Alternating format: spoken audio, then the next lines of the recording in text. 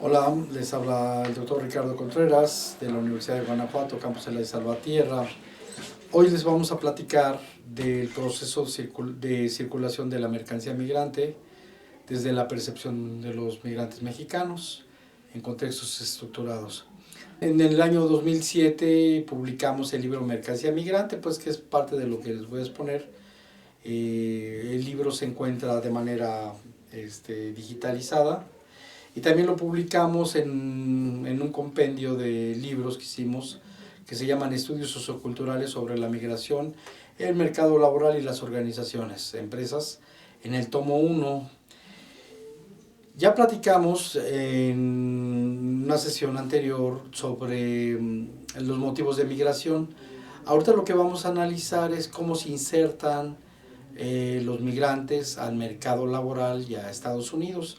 Entonces la primera parte habla sobre cómo entran a Estados Unidos y la segunda parte hablan cómo entran a los mercados y claro, vamos a discutir un poquito y reflexionar sobre qué es la mercancía migrante, ¿no? Para este trabajo de investigación hicimos más de 1000 entrevistas y les preguntamos con quién llegó y cómo hizo para instalarse. Las preguntas están relacionadas con la inserción al mercado, con la entrada a la organización, cómo experimentó en el sector productivo y la ocupación en la que se colocó. La segunda pregunta tiene que ver con los trabajos que participó y en cuántas compañías para ver la frecuencia y en qué y cuál fue su movilidad laboral y sobre todo en qué giros y en qué sectores trabajó el migrante mexicano. La tercera pregunta es si sabía del oficio o aprendió a marcha o lo capacitaron. Y la última pregunta que tiene que ver con las redes, cómo fue reclutado.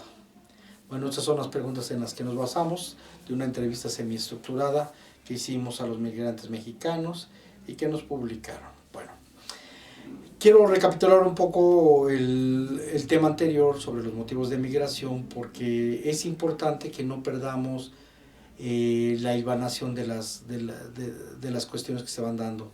Entonces, la gente se fue de México hacia Estados Unidos, del centro a la periferia, por los bajos salarios, por la pobreza, por las crisis recurrentes, por la falta de empleo, por ayudar económicamente a la familia, por mejorar las condiciones de vida, por mejorar las condiciones en las que trabajaba.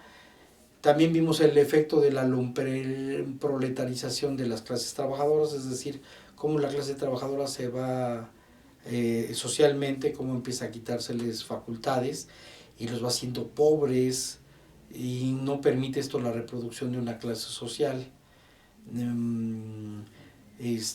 con ciertas garantías, con ciertas condiciones. Veíamos que el grado de salario muy bajo no les permitía que los niños continuaran con la escuela, por ejemplo, o que dejaran la escuela tempranamente y se fueran al mercado laboral. Otra de las cuestiones también es que vimos el grado de proletarización de las clases medias y de la pequeña burguesía. Vimos gente, lo platicamos, de la gente cómo transita a hacerse proletariado, a vender su fuerza de trabajo. Gente que estuvo vendiendo de las clases medias, profesionistas exitosos, o gente que tuvo empresas, todos los pequeños empresarios sobre todo, ¿no? Bueno, está el rezago, las asimetrías y el problema del campo y los emprendimientos. Por eso hubo una migración hacia el centro. Esto lo vimos en el capítulo anterior sobre motivos económicos de la migración. Insisto en los factores que hicieron que los migrantes se fueran a Estados Unidos, voluntariamente, pero con ciertos motivos fuertes, casi coacciones. Falta de salarios, falta de trabajo, mejorar las condiciones, las crisis recurrentes, ayudar económicamente a la familia, mejorar los trabajos, la pobreza, los problemas del campo, la proletarización la proletarización, el rezago y las asimetrías principalmente. Los salarios bajos representan el 25% de todas las respuestas. Bueno, pues hay una tipología que es importante que no perdamos de vista. Se da entre la periferia y el centro, donde la gente opta como estrategia, como un recurso a la migración. Y hay dos caminos. Hay un camino formal, quien se lo sabe, pues, y busca y tiene manera, busca naturalizarse, buscar un permiso provisional, buscar la residencia, ¿no? Pero el camino más común que se utilizó, de acuerdo a la investigación, es el ilegal. Entonces, muchos de los ilegales se fueron a Estados Unidos. Y hubo mediaciones por parte del gobierno en algunos casos, Coyote, empresas, etcétera, que voy a platicar un poquito más adelante. Vimos el problema, al rato voy a abordar el problema de la doble mercancía del migrante, que es un fenómeno muy interesante, y lo atractivo de la fuerza de trabajo del migrante, no solamente la expulsión, sino en el centro pues hay actividades productivas muy importantes en el campo, en la industria, en la cual el migrante mexicano optó por irse por las mejores condiciones. Bueno, de acuerdo a la investigación encontramos que el 72% de los entrevistados son ilegales y efectivamente ese fue el problema, ha sido uno de los problemas fuertes con Estados Unidos, ¿no? El 18% de los entrevistados son legales y otro porcentaje, un poquito como el 3%, aproximadamente 2-3%, son gente que era ilegal y pasó a ser legal, pues porque logró el estatus de su estancia a través de una serie de programas en Estados Unidos donde se pudo regularizar, ¿no? Bueno, paso a un tema que es muy importante, que es las dicotomías y las acciones de las necesidades. Ya platiqué que la gente se fue por necesidad. Entonces el discurso de la necesidad, así lo voy a poner entre comillas imaginariamente, es muy importante porque pues va a buscar a un mercado laboral, a Estados Unidos, la subsistencia. Y la cuestión del trabajo y el salario van a estar en un momento cuando en los testimonios de la gente van a darse por hecho que el trabajo genera el salario y el salario genera el recurso, entonces va a estar ahí, ¿no? No se nos olvide la relación de clase que hay entre el dueño de la organización, que es el empresario, él tiene el poder de ciertas cuestiones, y el trabajador, el proletario, quien vende su fuerza de trabajo, y una relación social que lo visible y lo no invisible, las cuestiones de subordinación que se dan al interno, no hay que dejarlo de ver, que va a ser el próximo tema también, todo un tema de análisis sobre la estructura de poder al interno de la organización y las experiencias de los migrantes. Bueno, con referencia a las estrategias de la manera en que se fue el migrante, hicimos el estudio y hicimos las preguntas que ya les señalamos y planteamos que hay dos tipos de malla, de redes, pero como son muchas, son mallas, un conjunto de redes. La primera malla es la malla de control, que habla del conjunto de redes y dispositivos de los cuales hay una vigilancia institucionalizada y tecnologizada, en el predominio del gobierno de Estados Unidos principalmente y en las lógicas de lo que son las estancias legales y los ilegales. Recuerden que a partir de una época para acá se ha venido criminalizando a los ilegales, que también fue un punto de discusión muy fuerte a nivel política y a nivel academia, diciendo pues que lo ilegal no se debería llevar a la criminalización, ¿no? Entonces esta es la dimensión histórica y hay que ver los intereses específicos de las mallas de control. Entonces está la Border Patrol, están los Minutemen, están muchas gentes que participan en estas mallas de control dominante. Por el otro lado, a través de la escuela crítica están las redes de apoyo de los migrantes alternas, y que tienen ciertas lógicas de las culturas populares o las culturas subalternas, ¿no? ¿Qué son las redes de apoyo de migrantes? ¿Qué características tienen las redes de apoyo a los migrantes alternos de acuerdo a las experiencias que nos dijeron los migrantes? Son un conjunto de redes amorfas e independientes que dan apoyo a los migrantes. No son redes, no se han instituido, no son un cuerpo técnico especializado en una organización, a diferencia de la malla de control, ¿no? Sino que se arman de manera específica, eventual e informal. Se dan por el capital social potencial, o por la simpatía de una identidad cultural, y a través de las familias, las personas que conocen, apoyan, cómo se objetivan las acciones y se articulan las relaciones y se mantienen dándose procesos de información entre conocidos, familias y personas que simpatizan, pues. Y son relaciones sociales que se establecen de distinta forma constitutiva entre los agentes, como puntos de eslabones en un conjunto de lazos simbólicos entre ellos. Entonces, el hecho de ser paisano, pues puede ayudar, ¿no? Son relaciones informales que se dan en diversos campos sociales en la vida cotidiana, tienen presencia sociocultural en las diversas formas y dinámicas de resocialización de los migrantes, generalmente por ser de la misma identidad cultural, en aspectos de inducción, didáctica de procesos culturales sobre los campos y las prácticas sociales de la sociedad receptora, dan cierta orientación de acciones y estrategias de acuerdo a ciertos intereses que experimentan significativas para este grupo de migrantes, aunque con ello no quiere decir que sean determinantes dichos procesos.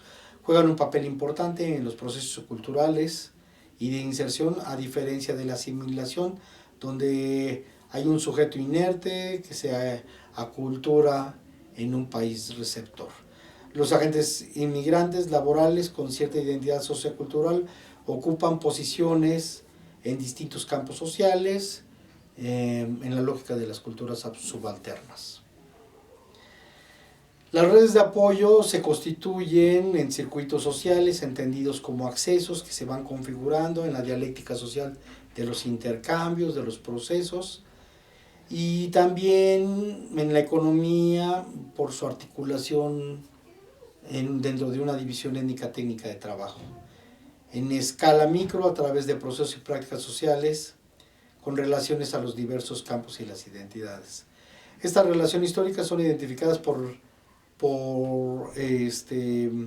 de manera muy diversa, permitiendo ubicar socialmente a los participantes en territorios y en el espacio social, que vivan juntos, que son vecinos, que son conocidos, que son de procedencia o de incidencia dentro de Estados Unidos, y que tienen que ver en estas redes sociohistóricas, ¿no?, que se van configurando.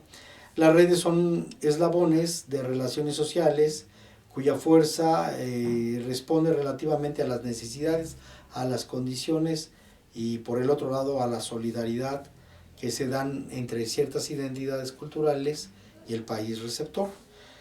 Principalmente, como se ha señalado, son paisanos los que se van apoyando.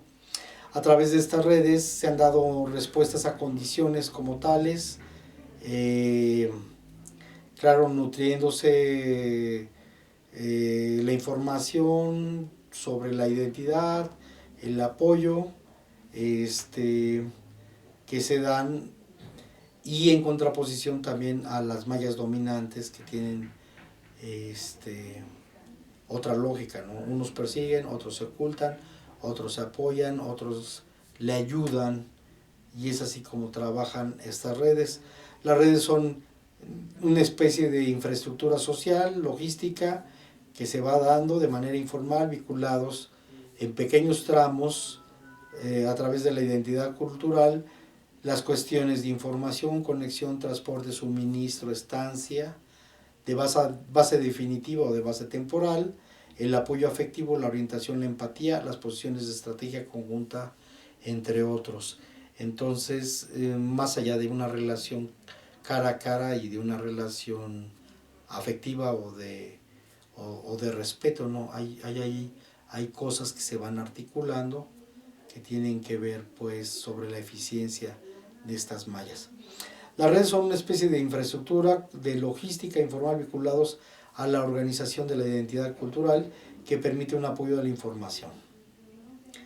Las diversas configuraciones de redes permiten establecer ciertas relaciones con diversos grados de colaboración, cooperación, solidaridad.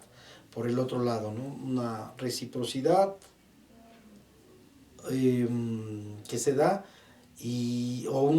pero esta reciprocidad a veces a la gente que se le agradece no es a la gente que ayudó inmediatamente, sino a otra gente que estuvo en las condiciones del actor migrante de un primer momento. Bueno, ¿y quiénes son estas redes? De acuerdo a nuestro estudio, encontramos que la familia extensa es una de las redes más amplias, tiene el 30.2%, de acuerdo a 1018 entrevistas que hicimos. La familia nuclear, que es la familia 1, representa el 28.1%, no son muy diferentes, pero se aproximan. Entonces la familia 1 dijimos que era la familia nuclear, los hermanos, el papá. La familia 2, que es la que más ayuda, es la familia extensa, que son los tíos, los papás, los abuelos los que apoyan, o las mujeres de la familia.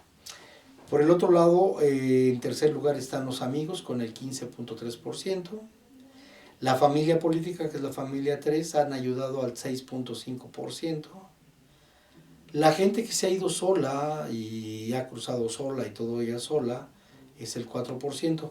Fíjense que es muy poco y generalmente a veces cuando hablamos de migración pareciera ser que un sujeto solo es el que resuelve los problemas y no, predomina más la gente que ha sido apoyada por la familia nuclear, la familia extensa, los conocidos, el 3.8, la empresa, el 3.3, el coyote, el 2.2, la familia de amigos, el 1.9, los paisanos, 1.8 y los compadres, el 1.2, ¿no?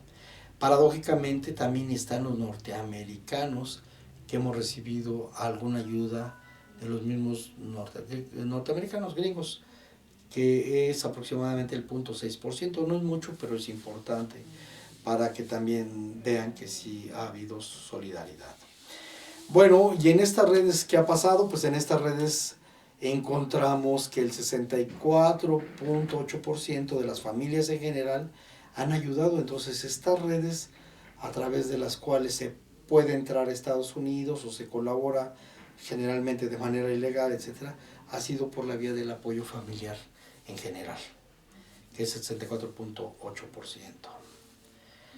Bueno, esto es importante. Platicamos de cómo a través de las redes y quién configura las redes, ya lo señalamos, en Estados Unidos. Aquí hay un punto muy importante que vamos a hacer un alto teórico, y que es un debate más amplio, ¿no? Es el problema del capitalismo con referencia a la libertad. El capitalismo, de acuerdo a Marx y de acuerdo a Polanyi, Marx cuando está platicando del origen del capitalismo, de la génesis del capitalismo, platica de cómo la mano de obra cuando era feudal, bueno, no era mano de obra, cuando eran siervos, se trató de desterritorializar en términos de que fueran agentes libres, que fueran a vender su trabajo y no depender del trabajo, no depender del pago de renta, el pago que les hacía el señor feudal. Eso es muy importante. Entonces, ¿qué quiere decir? Que lo que permite al capitalismo ser gran parte del capitalismo es que vendan la fuerza de trabajo de manera libre. Eso es fundamental. No se puede confiscar a un agente, no se puede acercarse. Tiene una de las condiciones dentro del capitalismo es que la gente sea libre para poder vender su fuerza de trabajo y él es el actor principal, el que vende su fuerza de trabajo. Es una voluntad de él vender su fuerza de trabajo. Y esto lo señalo porque no todo el tiempo ha sido así. Recordemos al siervo, trabajaba y él era el que le pagaba. El capitalista no era el que le pagaba al siervo. El señor feudal no era, perdón, el señor feudal no era quien le pagaba al siervo. El siervo era el que le pagaba al señor feudal. Y cómo empezó a agudizarse en una época esta cuestión de los actores sociales y la libertad, pero era la libertad de vender la fuerza de trabajo, no eran todas las libertades ya definidas y establecidas, aunque sí se pelearon muchas cosas, ¿no? Entonces los siervos no tenían tierra, la compraban por la vía del trabajo o por la vía de la renta de la tierra, le pagaban al dueño de los medios de producción, a un señor rico, y entonces él hacía, pues se hacía rico a través de lo que es la renta y lo que es este pago. Bueno, eso es, pero hay un problema que se llama la doble mercancía. ¿Qué es este problema de la doble mercancía? Bueno, si ya vimos, bueno, hemos visto ahorita, señalé la importancia de que la mano de obra fuera libre, y es una condición del capitalismo, pues ha pasado históricamente donde no, donde quizá dejen entrar a otras gentes al país receptor, pero el problema van a ser las consecuencias, muchas de las consecuencias, ¿no? Las consecuencias de que no todo el tiempo haya trabajo y que estén ahí en el país receptor y que después vayan a generar problemas de civilidad, de, de, de conflicto. Entonces eso es una de las cosas que a los gobiernos les ha costado trabajo pensar, donde pueden agarrar a la gente migrante, incluirla en los trabajos, hacer vida útil, darles algo de dignidad. Eso le ha costado trabajo por las implicaciones que hay, ¿no? Y las restricciones que hay con los migrantes. Sí, bueno, fíjense que para la doble mercancía, ¿qué es la doble mercancía? La doble mercancía se supone que el migrante es libre, se supone, pero no.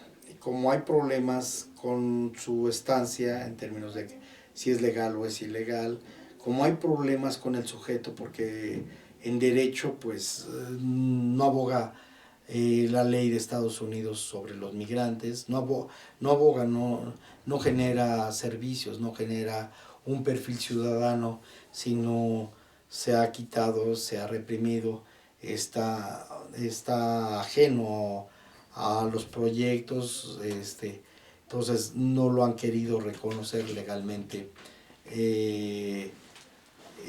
fuera de una figura para cualquier migrante donde pudiera tener inserción. Entonces ese es uno de los problemas muy fuertes, ¿no? ¿Cuándo se da la doble mercancía? Cuando hay un requerimiento de fuerza de trabajo, técnica o descualificada, en especial generalmente de una identidad cultural, ¿no?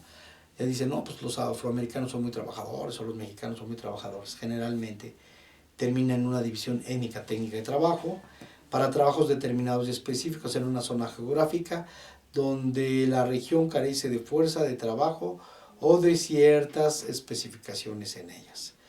Cuando existe un déficit de mano de obra por la guerra, por la baja tasa de natalidad, para la producción, y se requiere atraer migrantes bajo el control absoluto por parte del gobierno. Cuando haya estratificaciones laborales en el país receptor, pues también de trabajos que no quieren hacer, pues se puede obligar a que muchos migrantes vayan a incidir en esos trabajos donde son mal pagados en el país receptor, ¿no?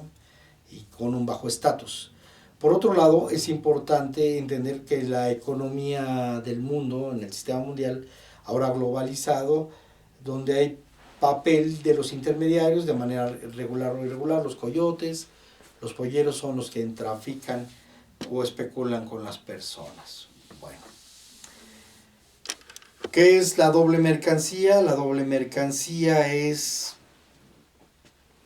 agarrar al trabajador, retenerlo, secuestrarlo, confinarlo y no dejarlo que sea y que se oferte como libre mercancía en el mercado laboral. Entonces por eso hablamos de una doble mercancía.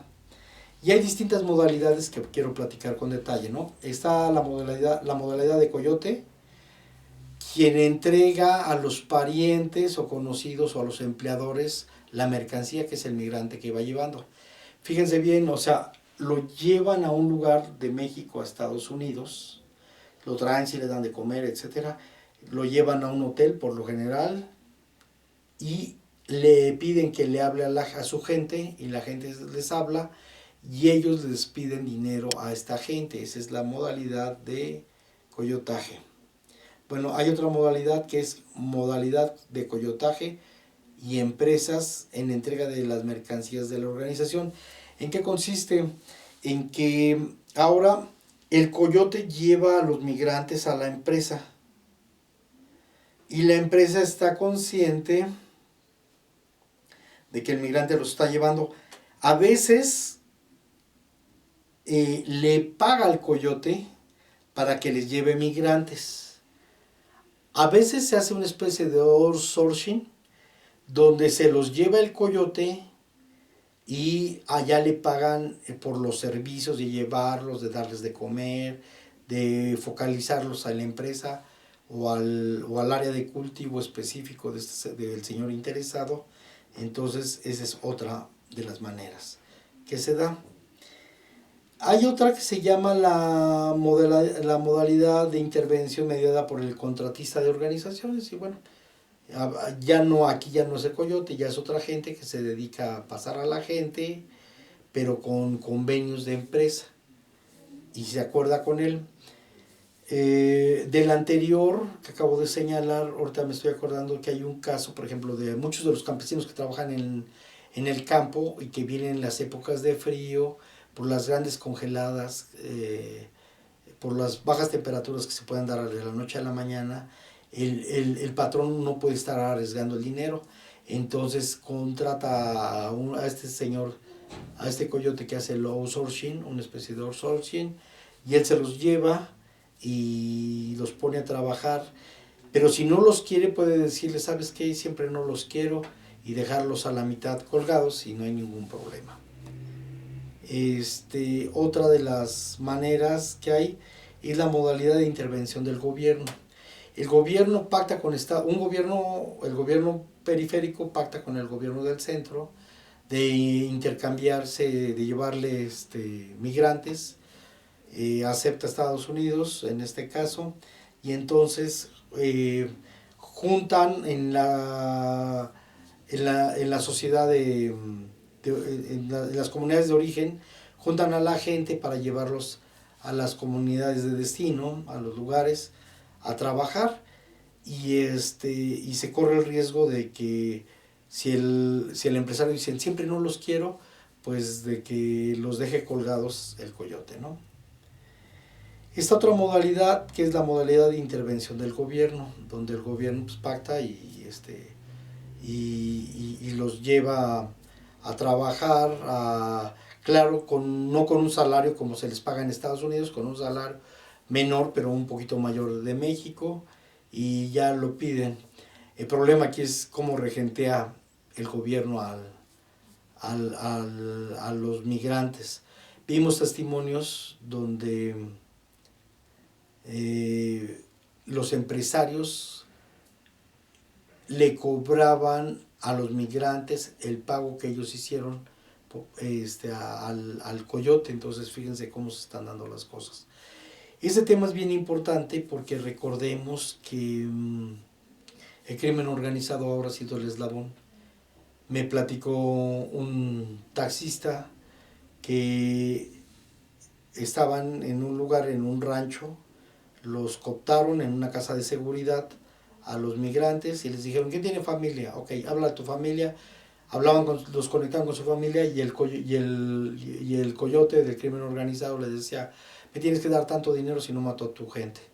Y entonces llegaban todos espantados, pagaban el dinero la mayoría de veces y se llevaban a su pariente. Entonces quien los confiscó, quien los secuestró, pues fue el crimen organizado, ¿no? Pero esa es una modalidad que se da en la doble mercancía.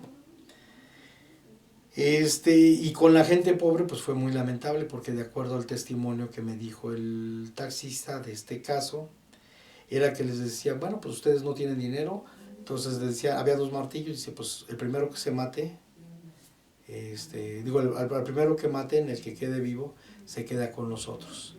Y entonces ahí estaba la pobre gente que no tenía familiares en Estados Unidos, pero que quería ir a trabajar y las condicionantes que le dejaban. Pero esta es la doble mercancía. Muy bien. No olvidemos que hay una relación social de producción que se da en el capitalismo y que tiene que ver con los medios de producción, con el capital, que tiene que ver con las fuerzas las fuerzas productivas, tiene que ver con las relaciones laborales del Estado, la articulación, y tiene que ver con las formas de propiedad y usufructo de las formas de riqueza, producto del trabajo en las organizaciones, ¿no? En las relaciones laborales, y también con las formas de explotación. Y en este cuadro vemos la división internacional de trabajo y la división étnica técnica, que tiene que ver con los obreros y en qué se van a trabajar. Indudablemente está el ejército de reserva, y lo que no quiere Estados Unidos, sí quiere tener un ejército de reserva, pero el problema son los migrantes y la percepción que hay, sobre todo con los migrantes que no tienen recursos, ¿no? Bueno, muy bien. ¿Cómo se dan las redes para poder entrar a trabajar? Y aquí cambia la relación estadística. Encontramos que los amigos son los que ayudan mucho para encontrar el trabajo. La familia extensa en segundo lugar, el 16.6%. No especifica, bueno. Solos, el 12%. Conocidos, el 10.2%. Familia nuclear, el 9.4%. Familia de empresas, 5.4%. La familia política, 4.6%. Bolsas de trabajo, 2.6%. El compadre, el contratista, 2.6%. El compadre, 1.3%. El gobierno, 0.8%. Los paisanos, 0.7%. Amigos de otra región, el 0.6%. Y los norteamericanos con el 0.2% nuevamente. Entonces las redes con las que se consigue trabajo principalmente son amigos, la familia extensa, solos, conocidos, la familia nuclear, la familia política, el contratista y el compadre. El compadre tiene el 1.3%. Bueno, pues una vez ya que entran a trabajar, ¿a dónde se han insertado la muestra que nosotros realizamos? Bueno, pues la principal está en el sector terciario. En segundo lugar, en el sector terciario, acuérdense que es comercio y servicios. Entonces el 44.5%. En el secundario es el sector productivo y minero, y el de la construcción, 27.6%. En el primario, 10.7%, pero los que tuvieron experiencia entre el primario y el secundario es el 2.6%. Los que tuvieron experiencia entre el primario, secundario y terciario es el 0.8%. Los que tuvieron entre el primario y el terciario, 2.4%. Y los que tuvieron relación entre secundario, que fue 11.4%. Sí, el secundario es el de la construcción, es el de minas, y el primario son los agricultores, los ganaderos, los silvicultores. Esto es donde se insertan. Tuvimos que en el terciario está la mayoría, que es el 44.5%, y el secundario el 27.6%. En el campo, 10.7%. ¿Qué oficios son los que, y ocupaciones son los que, de acuerdo a nuestros estudios, fueron los que tuvieron más frecuencia? Bueno, pues encontramos que hay algo que se llama albañil constructor, que se hizo con 19.3 casos. El campesino jornalero se hizo con 15.4% casos. Obreros, el 13.6%. Los lavaplatos, el 11.9%. El jardinero, 11%. Los cocineros, 11.8%. Trabajadores de limpieza, 8.7%. Empleados, 7.6%. carpintero 5.7 y mesero 5.4. Fíjense bien dónde están insertos, dónde se van colocando los migrantes. Son trabajos de mano fuerte, de mano ruda. No vemos ahí como diseñadores, no vemos ejecutivos, no vemos. Aquí estamos en el mercado laboral en Estados Unidos, pues casi en las partes más bajas, ¿no? Principalmente. Bueno, hay una tipología del migrante donde platicamos cómo entra a trabajar.